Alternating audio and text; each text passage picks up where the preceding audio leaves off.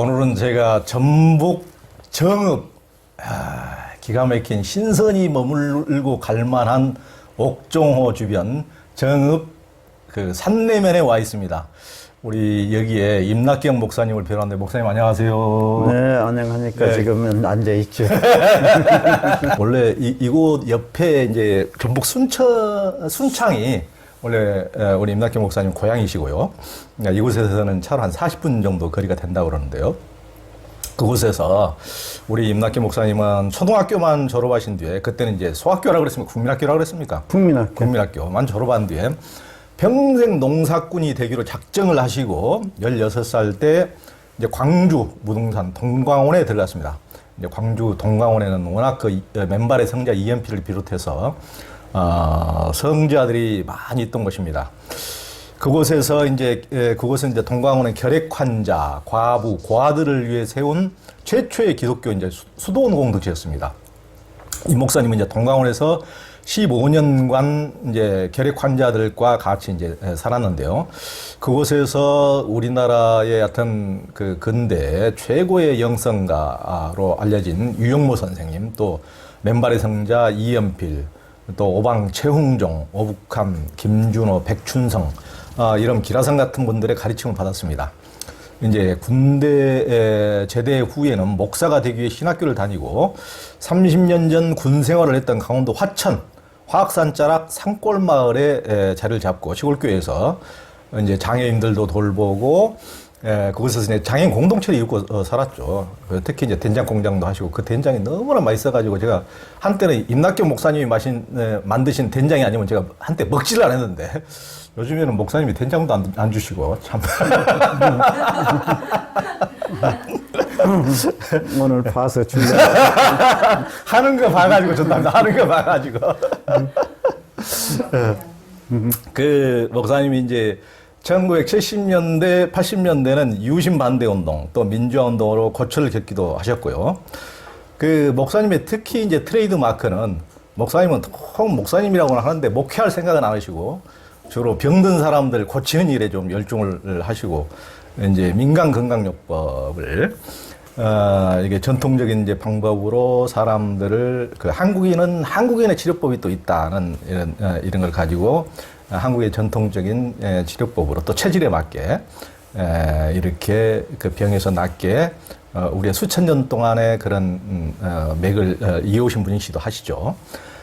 그러면서 저서로는 돌팔이 잔소리, 또 먹기 싫은 음식이 병을 고친다, 흥부처럼 먹어라, 시골집 이야기, 그 시절 그 노래, 또 임낙경의 우리 영성가 이야기, 비오야 산다, 이런 책들을 내셨는데요.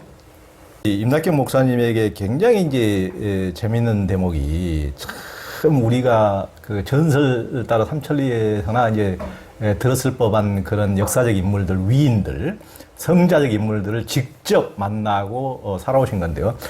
우리가 듣던 유영모 선생님이나 최흥종 목사님, 이연필 선생, 이런 분들을 만난 것이 일생일대 목사님에게도 큰 영향을 미쳤을 텐데 그분들을 어떤 계기로 만나시게 됐습니까?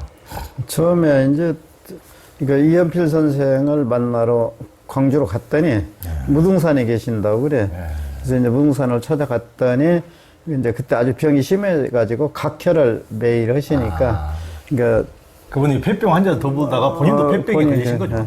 어리니까 전염된다고 조금 좋아지면 만나자고 저 밑에 기다리고 있으래요. 근데 그때 참 그러기 잘했어요. 거기 가보니까 거기가 최흥정 목사님이 계시더라고.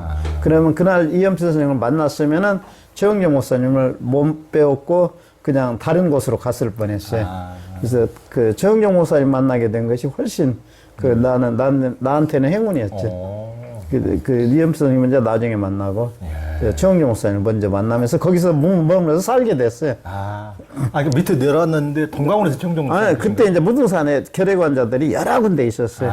그 이제 최흥정 목사님 만들어놓은 그 요양원들인데 뭐 한 군데서 딱 막 지금까지 집을 짓고 뭐 무슨 이런 거 아니고 그냥 그 계양사 절터에다가 한 50명, 원효사 절터, 거기서 한 30명, 또 저쪽에 뭐 삼바실이란 옛날 삼바시 있었다는데 그것도 한 20명. 또 뭐 김덕영 장군이 살았던 그 장군 그분이 먹었다는 물 장군 술을 먹으면서 또 뭐 10여 명 이렇게 여러 군데 흩어져 있었어요. 근데 그 중에 한 군데가 이제 이연필 선생님 계신 곳이 있었고 그 원효사라는 절터 안에서 최응종 목사님 계시더라고. 거기서 이제 결핵 환자들 한 30명 있는데 계시길래 거기서 좀 오래 살았어요. 같이 최응종 목사님하고. 아, 그러니까 최응종 목사님 같은 경우도 그 굉장히 원래 이제 그분이 뭐 포사이드 선교사가 하여튼 뭉둥이도 이렇게 남용 환자도 전혀 끓이지 않고 하여튼 이제 돌보고 이런 것을 보고 자기는 엄청 더러워했는데 그걸 보고 엄청나게 회심을 해가지고 하여튼 이제 회심을 했다고 그러는데 그분이 원래는 깡패 두목이었다고 그러면서. 그 깡패 두목인데 이제 그 목사가 된 뒤로 그 무등 이제 그때는 나병 환자들이 갈 데가 없어요. 전염병이니까 어디다 막도 못 치게 하고 접근도 못 하게 하니까 최은영 목사님이 우리 선산에다 막을 쳐라. 그러면 지금 같으면 맹인학교만 진다고 해도 현수막을 걸고 반대하는데 감히 그 저기 나병 환자들을 이렇게 모아놓으면 다른 사람들이 쫓아내지 않냐? 주먹으로 광주에서 이길 사람이 없으니까 가능했어요. 뭐든지 주먹도 때론 필요하네요. 그래서 내가 이렇게 주먹이 없었으면은 이제 어디다 이제 나병 환자들을 모아놓겠냐 이거죠. 이제 그렇게 해놓고 이제 나병 환자들이 광주는 돌봐준다 하니까 이제 경상도에서 다 몰려올 거 아니야. 이제 장소가 좁으니까 이제 우리가 갈 데가 없다. 이제 그래서 이제 도지사한테 늘 얘기도 안 되더래. 그래서 우리 총독부 찾아가자. 그래서 이제 걸어서 찾아간 거죠. 그래서 그러니까 광주에서 그 한양까지 나병 환자들 차 탈 돈도 없고 태워주지도 않고 지금도 표 사면은 첫 줄에 첫 줄에 그게 나와요. 신체 불결한 자, 승차 거부가 그 나병 환자 때문에 생긴. 근데 그게 지금은 신체 불결한 자 없는데도 또 태워주는데도 첫 줄이 딱 써져 있어요. 지금 그 차표 좀 바꿔야 돼. 근데 그래서 이제 걸어서 간 거죠. 그래서 딱 걸어가는데 구라 행진이라고 유명하죠. 걸어서 간데 처음에 150명이 출발했다 그래. 가다가 중간에 합세하고 하니까 500명이 넘더래. 근데 거기 서울서 그 얘기를 하면 경기도 광주인 줄 알아. 근데 이제 화가들이 그림 그릴 때 옷을 다 벗고 그리면 그 그림이 전라도라고 그래. 그리고 이제 또 여자들은 남자들을 벗겨놓고 그리고 싶거든. 그 남자를 전체 벗겨놓고 그린 그림이 전라남도거든요. 그래서 이제 전라남도에서 걸어서 갔던 거죠. 근데 총독이 이제 이거 무슨 짓이냐. 우리 정착 좀 만들어주라. 말로 하지 그러냐. 그래서 아니 몇 번 상신했습니다. 이제는 말로 하고 다시는 이런 짓 하지 마라. 그리고 특별 열차를 빼서 태워주더래. 그런데 요즘 이제 그분들에 대해서 논문 쓴 목사들이 그 당시에 신문에 안 났대. 그 큰 사건이. 그런다고 이제 신문에 안 났으니까 이거를 그래서 아니 열차를 타고 온 사람은 내가 만나봤는데 신문에 안 났다고. 근데 좀 애매한 거 지금 날짜도 잘 모르겠고 뭐 요즘 이제 최응종 목사님을 다시 기록하면서 오방 이제 기념관에서 연락이 또 왔는데 나도 잘 모르겠어요. 근데 타고 온 사람은 있었고 그런데 날짜도 잘 모르겠고 그때 신문에 안 났대. 그래서 아무튼 그런 사건은 있었어요. 그러니까 오방 최응종 목사님이 완전히 이제 회심한 이후에 목사가 돼가지고 어떤 성적인 것도 하여튼 이제 더 이상 흔들리지 않겠다고 자기 불알까지 제거해 버리시고 하여튼 독한 분은 하여튼 뭔 그런 독종이 있대요. 그래도 내가 저녁마다 목욕을 해드렸거든. 그래도 불알을 못 보겠더라고. 목욕은 해드렸는데 근데 저녁마다 목욕을 해드렸어요. 그러셨군요. 그러니까 이제 그분이 그렇게 이제 나병 환자, 폐병 환자 이렇게 돌보고 하셔가지고 나중에는 이제 이제 나병 환자들의 아버지 이래가지고 그분이 돌아가실 때는 이제 광주 최초의 시민장 장례식을 이렇게. 사회장인데. 사회장. 첫 번째는 서석평 선교사가 했었고, 그랬구나. 두 번째. 네, 그러셔가지고 이제 대단히 지금도 보니까 이제 광주 사직공원 밑에 오방 기념관이 크게 이제 세워져 있더라고요. 그 정도가 아니라 도로명을 정할 때는 사람 이름으로 해야 되거든요. 예, 예. 세종로, 을지로, 퇴계로, 충무로 다 사람 이름이거든. 예, 예. 근데 여기는 태산로인데 사람 이름이 아니야. 그래서 훌륭한 사람 이름으로 하게 됐거든. 예. 광주는 오방로가 있어요. 그러니까요. 네, 그래서 그리고 장례식 날 광주시 전체 공무원 학교까지 휴무를 했어요. 그러니까 직접 이렇게 뵈보시니까 그분 어떤 느낌은 어땠습니까? 뭐 그냥 할아버지라고 부르라고 그러죠. 그냥 할아버지인데 그래 이제 한번 여러 명이 모여가지고 목사님 일생 동안에 제일 기억에 남으실 말씀 하나 해주시오. 그랬더니 만주로 선교사로 갔을 때 일제 때는 사람이 많이 모인대. 엄청난 군중이 모였대. 그래서 단에 탁 올라가가지고 하도 거시기가 거시건 게 거시기가 거시건다고 박수를 치더래. 그 많은 군중이. 예. 그리고 단에서 내려왔대. 근데 이제 그 이야기를 하니까 그 이야기를 사방 서니까 잘 통했는데 요즘은 그것이 무슨 뜻이냐고 그래. 그래서 지금은 그 설명을 하려면 이제 노자부터 시작해가지고 도가 너는 비상도요 한창 설명이 걸리거든. 그래. 그래서 그때는 그 많은 군중이 알아들었대. 하도 거시기가 거시건 게 거시기가 거시건다고. 근데 최영경 목사님 뭐 일대기 뭐 이런데 아무도 그 얘기가 없어. 근데 일생 동안에 제일 기억에 남은 말씀 하시오니까 그 이야기를 하시거든요. 그래서 그거는 좀 나만 기억하고 있다 지금 증언을 하는 거예요. 이심전심으로. 그러니까 정정 목사님이 이제 기독교에 회심을 하셨지만 이분이 궁량이 워낙 크시고 그러더만요. 예전에 무등산에서 그 의제흡연년이라는 그 정심사 뒤쪽에서 같이 옆에 같이 더불어 사시면서 의제흡연년이 뭐 민족정신 고향으로 해서 무등산에서는 옛날 우리 고대부터 천제를 지내왔다, 하늘한테 제사를 지내왔다 해가지고 계속 그걸 하고 최영정 목사님도 기독교 목사님인데도 교회에서 뜻을 같이 하고 했는데 최영경 목사님 이제 첫 번째 주일 설교가 아주 깜짝 놀란 것이 석가도 구원받았고 공자도 다 구원받았다. 그런 거도 다른 종교 그런 거 함부로 그렇게 여기지 마라. 근데 그 당시에 그 설교를 혼자 들은 거 아니고 이제 몇십 명이 들었는데 아무도 거기에 무슨 말씀이냐고 제의한 사람이 없어요. 그리고 거기에 뭐 신학 다니는 사람도 있었고 다 있는데 그걸 다 받아들이더라고. 그러니까 우리나라 주먹이 무서워가지고. 아니요. 그 당시에 82살인데 지금 100세 넘은 거나 똑같거든. 근데 그 당시에 그 정도 그 종교의 그 화합이라는 걸 나는 최영경 목사님이 최초로 이제 근원이 그렇게 되고 이제 유영모 선생도 이제 종교간에 서로 화해하는데 최영경 목사님이 최초다 이렇게 나는 보거든요.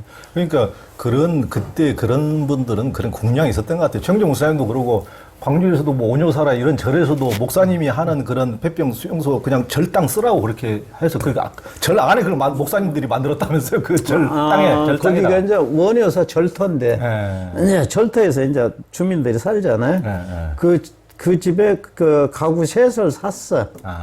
이제 집만 산 거죠. 땅은 절터인데. 근데 한 번은 내가 광주 시내를 좀 갔다 오신다고 그래요. 갔다 오시더니 이제 며칠 다녀오시더니 모금을 좀 해가지고 왔어요. 여기다 교회를 하나 짓겠대. 그러면서 절터에다가 절땅에다가.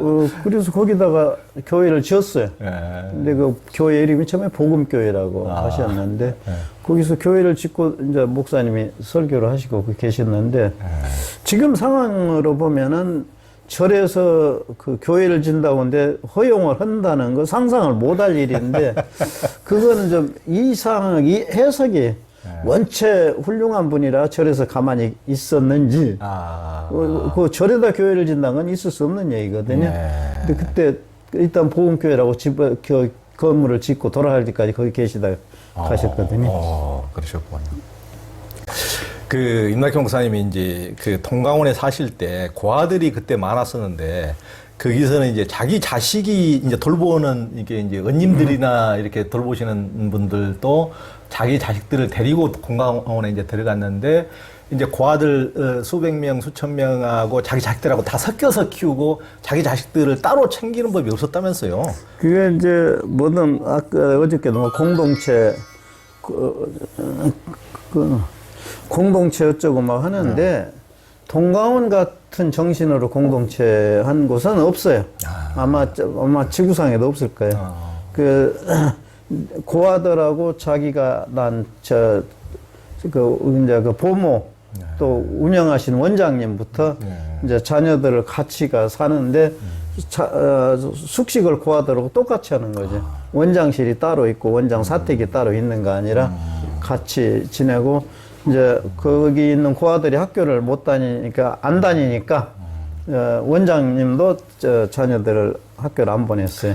그거 다 거기에 그래서 이제 친구 어머니 아버지도 같이 계시는데 식당에 근무하셨다면요, 어머니가. 어머니가 이제 식당에 계시는데 그 친구가 어머니가 보이면 멀리 도망갔다고 그래. 왜냐 첫 번째는 쑥스러운 것도 있지만은 내가 어머니만 가서 반갑게 쫓아가면은 부모가 없는 다른 친구들은 얼마나 슬프겠냐. 그러면서 같이 지내. 어린 애들도 얼마나 어떻게 그런 배려심이 있을 수가 있어요. 아니 그러니까 그 정신이 그렇게 되니까. 그러니까 엄마가 이제 부엌에서 이제 가마솥에서 나온 누룽지라도 따로 챙겨줄까 봐서. 철수야 모르게 해주면은 엄마 없는 애들이 그걸 보고 나서 얼마나 슬퍼할까 해서 엄마를 미리 피하고.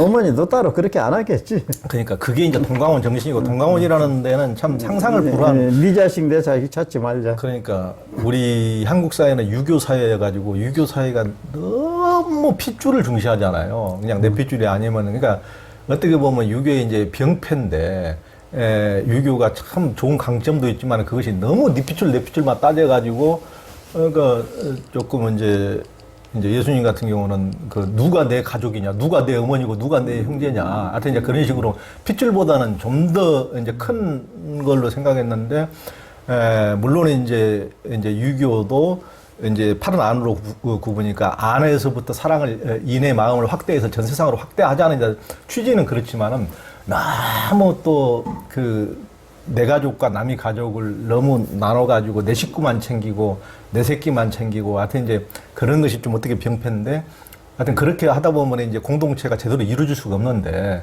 서로 가족들끼리 싸우게 되고 또 네 자식이 어쩌니 네 자식이 내 자식 때렸느니 어쩌니 이렇게 되면 이제 공동체가 제대로 유지될 수가 없는데 동강원에서는 그런 핏줄 개념도 벗어버리고 그렇게까지 네 자식 내 자식 없이 이렇게 키우고 그랬다는 것이 참 놀라운 일이죠.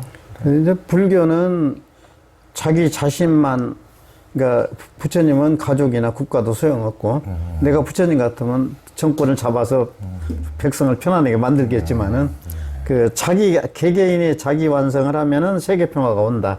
맞아요. 근데 공자는 이제 추우니까 모여 살아야 돼. 모여 살아야 되니까 거기 제도가 생겨야 돼요. 그래서 이제, 그리고 공자는 이름이 구멍공자 아들 자자. 너무 좀. 이제 가족만 챙기게 돼 있어요. 근데 이제 그러면 우리나라에서 훌륭한 사람은 원래 나라 위에 산 사람이 아니라 자기 가족 하나를 잘 돌보고 가정을 위해서 몸바쳐 산 사람이 훌륭한 사람으로 봤다니까요. 그래서 안내양에서 돈 벌어가지고 자녀 동생들 대학 보낸 누나가 훌륭한 누나. 그렇게 하는데 이제 그 소크라테스 같은 건 국가관인데 미국이나 일본은 국가관에 가족관이 아니고. 근데 예수는 이방인, 그러니까 유대인만 복준다는 하나님으로 착각하는데 예수가 이방인 하나님도 된다. 그거거든요. 그렇죠. 예수는 네 나라, 내 나라 찾지 말자. 그렇죠. 사마리아인까지 다 품이 안고. 그렇게 하는데 우리나라는 아직까지도 가족관에서 국가관으로 좀 가다가 다시 후퇴를 했어요, 지금은. 근데 후퇴는 정도가 아니야. 이제 가족도 아니야. 그렇게까지 어떻게. 이제 자기 이기주의. 이제 가족간에도 재산 가지고 뭐 이판, 사판, 공사판 난리 나잖아요. 그렇게까지 후퇴를 하나 싶어요. 그런 점을 보면 이제 이인필 선생님 같은 분은 정말 한국 사회에서 너무나 독특하신 분인데, 이인필 선생님은 참 제가 보기에는 그 유럽의 800년 전에 프란체스코 성인보다도 제대로 조명만 되면은 더 참 대단하고 독특한 분인데, 그분은 원래 재벌가 아들이지만은 유럽에서 이제 뭐 수도원 성인들은 대부분 다 베네딕토고 다 가문이 좋아야 그것도 뭐 하고 했는데, 이제 이런 분들은 평지 돌출이니까, 이수정 선생님도 그러고 이인필 선생님도 그러고 평지 돌출, 평지에서 나와서 진짜 성자적 이런 것을 이루신 분이니까, 그 이인필 선생님을 직접 뵀을 때 이분은 어땠습니까? 어떤 분이었습니까? 원래 이제 그 훌륭한 사람은 그 사람보다도 제자를 잘 만나야 돼요. 그 예수가 바울을 안 만났으면 예수가 다녀간지도 모르고, 부처님도 가섭을 잘 만났고, 그 이제 또 그 저 프란치스코도 제자들을 좀 잘 만났어요. 이인필 선생님은 아쉬운 것이 제자를 좀 잘못 만나가지고 아직 그렇게 더 뜨지를 못해요. 아무래도 임낙현 목사님도 제자인데. 겨우 내가 이렇게 하는 거 가지고는 안 되겠는데, 그러니까 아주 큰 나무 밑에 있으면 나무가 큰지를 모르는 것 같이, 예. 그 어떻게 아주 훌륭한 분은 설명을 잘 못해요. 그래서 딱 한다면은 아까 얘기한 대로 네 자식 내 자식 찾지 말고 네 가정 내 가정 찾지 말자. 예. 이제 그런 정신이 뚜렷한 분이고, 공동체도 마찬가지고 그랬는데, 참 선생 설명을 공자가 어디에 밖에 나갔는데, 공자가 없을 때 손님이 왔어요. 제자한테 당신 선생님이 어떤 분이니까 설명을 못 했어요. 그래서 선생님 오셨을 때 설명을 못 했다니까, 왜 그렇게 얘기를 못 했냐. 다음에는 누가 찾아오면은 선생님이 어떤 분이냐 그러면 사색 독서하다가 늙은 줄을 모르는 사람이라고 설명을 해라. 그런데 나도 이 선생님한테 어떻게 설명을 할지를 잘 모르는데, 훌륭하다 하는데, 일단 몇 가지 내세운다면은, 전쟁통에 그 유아래 선교사 살려줬다는 이야기 같은 거. 그래서, 아무튼, 딱 이연필 선생님은 네 자식 내 자식, 네 가정 내 가정 찾지 말자. 그거가 제일 훌륭한 분이다. 그리고 이제 한 50년 앞으로를 내다본 것 같아. 그 당시에 교육열이 막 한참 늘어날 때 우리 학교 가지 말자. 그러니까 학교의 병폐를 그때 알으셨어요. 그 다음에 병원 가지 말자. 그러니까 그 당시에 병원에 그러니까 그 당시에는 병원이 필요했는데, 한 40-50년 내다본 것 같아. 그 다음에 약 먹지 말자. 이제서 양약이 좀 몸에 안 좋다는 걸 아셨는데, 그때 아신 거라. 그 다음 고기 먹지 말자. 배고파 전부 죽은 판에, 굶어 죽은 판에 고기 먹지 말자. 근데 지금 이제 내가 떠들고 있어요. 고기 먹지 말자. 이제, 그 대안학교가 막 생기고, 이제 병원에 대한 그 잘못된 거에 그 눈에 보이니까, 시대보다 앞선 생각을 하면 그 시대는 비난을 받아요. 그렇죠. 예수님처럼. 지금 그 말씀하시면, 야, 참 훌륭한 분이다 했을 거예요. 근데 한 50년 앞이 그냥 쭉 보인 것 같아요. 그러니까, 이인필 선생님처럼 뭐 병원 가지 마라, 약 먹지 마라, 고기 먹지 마라. 또 원적물자 먹지 말자. 굉장히 잔소리가 많으신 분은 우리 임낙경 목사님처럼 거기 동강원에 가긴 했는데, 평생 자유인의 기질을 타고나신 임낙경 목사님하고는 원래는 보장이 잘 안 맞았을 거예요. 워낙 잔소리가 많으시니까.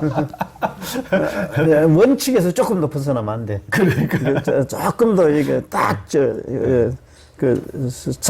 완전히 체계 된 대로 해야지 벗어날 수가 없어요, 그건. 그러니까, 이제 동강원에 어떻게 보면은 임낙경 목사님도 출가를 하신 건데, 그랬으면서도 거기에 이제 종종 1년에 한 번씩 일주일씩 사경회하고 하셨던 유영모 선생님에게 어떻게 보면 개인적으로 훨씬 더 큰 영향을 또 받으셨다고 고백을 하실 정도니까, 굉장히 기질적으로는, 그러니까 이인필 선생님은 공동체 사람을 묶어놓는 타입이고, 유영모 선생은 여기서 배워가지고 니들은 다 나가라고 하는 타입이고, 그것에서 임낙경 목사님은 유영모 선생님하고 복장이 더 많으신 분 아닙니까? 그렇게 보는 거지. 그러니까 이제 처음에는 이제 최영준 목사님 일찍 돌아가시고, 이현필 선생님은 더 빨리 돌아가시고, 그러니까 이제 그 당시에 이제 유영모 선생님은 이제 제가 하신 분인데, 그 유영모 선생님을 찾아다닐 수밖에 없는 거죠. 마침 또 내가 이제 경기도 살게 됐어요.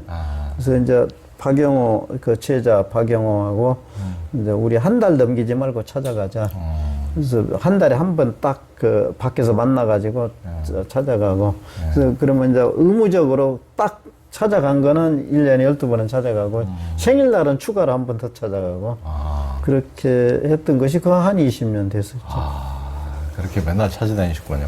그러면은 그런 그 유영모 선생님하고 이현필 선생님의 가장 큰 차이는 뭐라고? 이현필 선생님은 이제 동강원에 사람을 모아놓고 만약 나가시면 찾아다니면서까지 들어오라고 이렇게 모으고 그런데 이제 그 유영모 선생님은 어떤 청년이 평생 스승으로 모시겠습니다. 저 선생님 밑에 살겠습니다. 근데 어떻게 해서 독립해서 나가도록 내보내고 그걸 보고 좋아하신 거라, 기뻐하신 거라, 가서 독립에 잘 산 걸 보고. 근데 그때 그 김준호 선생이 그거를 이해를 못 하겠다는 거예요. 근데 나는 그때 김준호 선생을 이해를 못 하겠더라고. 그래서 이제 나도 이렇게 살다 보면은 일생 와서 그냥 평생 모시고 살겠습니다 한 청년들이 찾아와. 그러면 나는 어떻게 꼬셔갖고 독립해서 나가도록 만들어요. 그래서 내가 지금 같이 사는 제자들이 이제 별로 없다고 봐야죠. 그렇구만요. 그러면 그 두 분이서 다소 유영모 선생님이 훨씬 더 연상이긴 하신데 이현필 선생님보다 거의 이제 뭐 아버지뻘 가까이 되시는데, 근데 두 분이 이제 그 만났을 때는 어땠습니까? 두 분이 만나면은 이제 그거는 이제 내가 직접 들은 거 아니고 이제 여기 정인세 원장님이 두 분이 첫 번째 YMCA에서 만났대요. 그러니까 아직 첫인사도 안 하고 동강원 쪽으로 걸어가는데 이제 그 유영모 선생님은 작대기 철학이니까 이 하고 이제 가시니까 아직 지금 첫인사도 안 했는데 이현필 선생이 아가 먼저죠. 그러니까 유영모 선생이 이가 먼저죠. 그 발음이 꼭 그렇게 생겼어. 그러니까 아가 먼저죠. 이가 먼저죠. 그렇게부터 다투기 시작한 거죠. 그래서 만나면은 의견이 안 맞아요. 근데 안 본 데서는 얼마나 서로 존경하는지. 근데 이제 나중에 이제 이현필 선생 초상화를 가지고 이분이 누군지 아세요? 그러니까 초상화가 좀 잘못됐어요. 이분이 누군지 아시니까 모르셔. 그래서 이거 지금 이현필 선생 초상화예요. 그랬더니 그건 아닌데. 그 칭호가. 칭호로. 그건 아닌데. 그건 아니야. 그렇게 칭호가 어른이라고. 거의 자식뻘인데도. 그렇게 젊은 사람인데도 그냥 크듯이 존경을 해. 안 볼 때는 그렇게 존경을 하시고 만나면 의견이 안 맞고. 그런데도 불구하고 하여튼 이현필 선생님이 동강원에 여름 때마다 일주일간 사경회를 할 때는 꼭 유영모 선생님을 초청을 해서 사경을 했다면서요? 처음에는 이제 함석근 선생 부르고 이제 아까 현동안 총무 부르고 이제 뭐 했는데 이제 함 선생이 또 좀 여자 관계 되게 얽히니까 이제 동강원에서 안 불렀어요. 그러니까 이거는 사경회 여름 수련회, 겨울 수련회 수련회 때마다 그때는 일주일씩 했거든요. 물어볼 필요도 없이 강사는 유영모 선생님. 그러니까 또 이번에 와주십시오도 아니고 강사 부탁도 안 하고 또 딴 데 갈 생각도 안 하시고 딱 준비하고 계시다가 그냥 딱 오신 거라 항상 1월달하고 8월달에는 다른 강사 생각도 안 하고 그냥 오셔서 그냥 한 주간씩 하시는 거죠. 참, 그러니까 두 분 간에 하여튼 이제 그런 어떤 굉장히 유대. 그러니까 이현 선생님이 돌아가신 이후에도 건강원에 계속 이제 거의 사경을 노망하실 때까지. 그러니까 그래 최근에도 뭐 부름부름부름이라고 이제 그 대속 사경회 때 말씀하신 것을 책으로 이제 나왔더라고요. 그거는 그 심중식 교수가 썼는데 이번에 그 녹음을 나하고 친구하고 했어. 근데 그거 원칙 그거 써야 돼. 근데 안 썼어. 심중식 교수가 모르니까. 쓴 것 같은데. 누가 안 썼어요. 빠졌어. 빠졌어요? 나 그 책 안 봤는데, 나 10권 책 안 읽을래. 이게 100권 안 읽으려고. 근데 친구가 그때 녹음기가 없었는데, 월남서 녹음기를 가지고 왔어요. 72년도니까. 최초 녹음 가지고 와서, 이제 내가, 야, 우리 선생님 녹음 좀 해놓자. 그래서 그때 한 주간을 녹음을 계속, 테이프가 옆으로 도는 거, 테이프로 녹음을 했던 건데, 그래서 오래돼가지고 찌직 하고 있는데, 그때 그 당시에 녹음 안 해놨으면은, 유 선생님 육성은 여기 안 남을 뻔했어요, 지상에. 그러네요. 참 귀한 참 녹음입니다. 이제 다석 유영모가 가장 존경했던 인물로 남강 이승훈을 이제 꼽았다고 그러시는데, 원래 양반이 아니고 상민이었던 남강 이승훈은 오산학교를 설립하고, 이제 독립운동을 하다 여러 차례 이제 감옥을 가서, 이제 다른 사람 같으면은 감옥에 갈 때마다 워낙 고문도 당하고 그러면서 이제 순회져 나오는데, 일본인이 하라는 대로 시키는 대로 이제 하게 되는데, 순치서 나오는데, 남강 이승훈만은 들어갔다 나올 때마다 더욱더 강해졌다고 그러는데, 무엇 때문일까요, 그것이? 그거는 제가 직접, 봤던 건 아니고, 그러니까 들었던. 일제시대 때. 들었던 얘기인데. 목사님은 해방도이니까 일제시대 때가 아니고. 우리나라 해방도 아직 안 됐고, 이제 독립도 안 됐어요. 나 해방이나 독립 소리는 아직 안 하고, 일본에서 된 거죠. 근데 이제 해방둥이라고 하면 안 돼요. 할아버지를 아이동자인데. 그래서 이제 다시는 그러지 말고. 알겠습니다. 꼭 해방이 됐다고 하면 해방 할아버지라고 되는데, 해방 동의가 아이동자거든. 그래서 이제, 남강 선생, 타석 선생이 그 당시에, 북에는 남강, 남에는 이연필, 이제 이렇게 말씀을 하신 거죠. 그러니까 타석 선생이 존경한 사람, 북쪽에는 남강이고 남쪽에는 이연필이라고 했으니까 남강 선생을 그렇게 존경하신 분이. 그러면서 후배지만은 이연필 선생. 그러니까 그렇게까지 한국의 인물은 두 사람이다 그랬으니까. 그러니까 남강이라는 인물이 그렇게 이제 정말 한번 회심을 한 이후에 그렇게까지 이제 독립운동에도 참 가장 이제 3.1운동에도 가장 앞장서시고, 오산학교에서도 늘 이분이 똥통을 직접 본인이 다 청소를 하셨다고 그러더라고요, 학생들. 그러니까 학생들이 하여튼, 그 오산학교에 한 학급밖에 안 되는 곳에서 우리 민족의 하여튼 뭐 함석헌이라든가 뭐 한경직, 남궁옥, 뭐 염상섭, 하여튼 기라성 같은 인물들이 이중섭 뭐 다 거기서 나왔는데, 그런 정도 그렇게 남강의 정신이 거기 남강 할아버지의 정신을 보고 이렇게 이제 커간 거죠. 하여튼 그분의 어떤 기상이 대단했다고 합니다. 조만식 이제 초대 교장이 남강, 그다음에 조만식 선생. 조만식 선생한테 좀 빠진 얘기가 있는데, 근데 일본 총독이 와가지고 한국에 훌륭한 인물이 누구냐? 그러니까 조만식 선생이 있습니다. 그러면 그분을 좀 만나도록 하자. 그래가지고 이제 총독이 부르십니다. 좀 만나러 갑시다. 그러니까 평소에 입었던 옷을 입고 가니까 이제 통과를 안 시켜준 거죠. 총독부 수의실에서. 그래가지고 이제 왔는데, 왜 온다고 약속해놓고 안 오냐고 또 연락이 가니까 또 안 시켜주더래. 또 출입을 안 시켜주더래. 그래서 이제 세 번째는 깨끗한 옷을 소포로 보냈대, 총독한테. 당신이 나를 초청한 거 아니라 내 옷을 초청한 것 같다고.